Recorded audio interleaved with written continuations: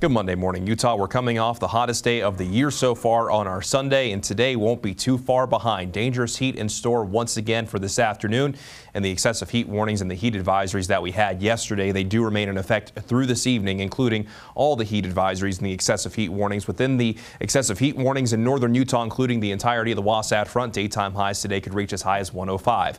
Within the heat advisories, we'll likely see daytime highs climb above the century mark this afternoon, while the excessive heat warnings in southern Utah, including lower Washington County, Zion National Park, and Lake Powell, daytime highs today could once again reach as high as 115. So today you want to take those precautions to beat the heat, but the reason why it's so hot outside once again is because we have a dome of high pressure sitting over the southwestern United States and really kind of situated right on top of the Beehive State. But when you look off to the northwest, there is a front that will be approaching, and by tomorrow will bring us a sliver of relief, and you can actually see a little bit of moisture increasing from the southwest. For most of us today, we stay on the dry side of things, but you will notice at least a little bit more cloud coverage.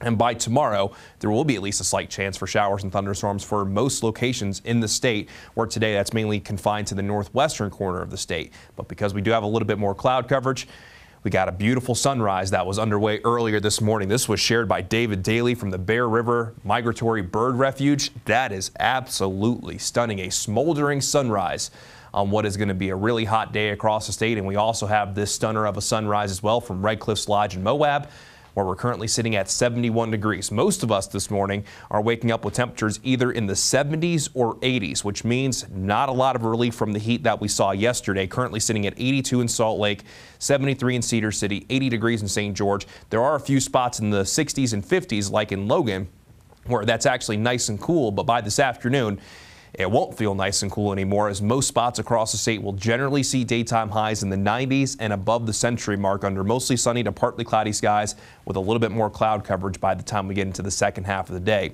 It'll also be the second day in the row where we're going to be within striking distance of the all-time record highs by within about 5 degrees in both Salt Lake and in St. George. Now, the forecasted high for Salt Lake City today, 104, which means I don't think that we're going to quite get to the all-time record high, and the daily record of today, which is 107, set back last year at this time. While in St. George, the daily record for today is 112, and if you just saw right there, we're forecasting a daytime high of 112. So there is a chance that St. George at least ties the daily record, but likely comes in shy of the all-time record, which is 117. Today, take those precautions to beat the heat. Never leave your pets or kids inside a parked vehicle. Always look before you lock.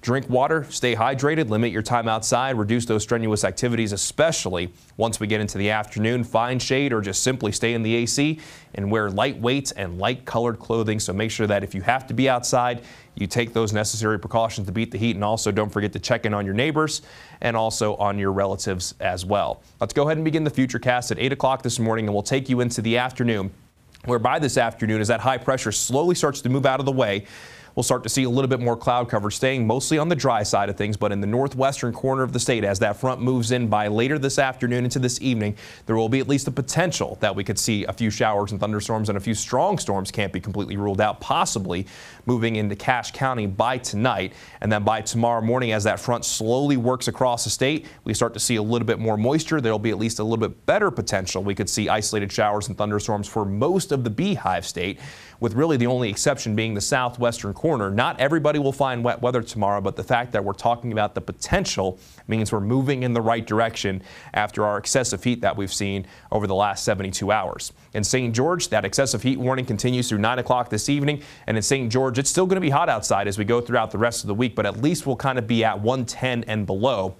But with high pressure set to establish itself once again going into the end of this week and into this upcoming weekend, we could climb above 110 by Saturday.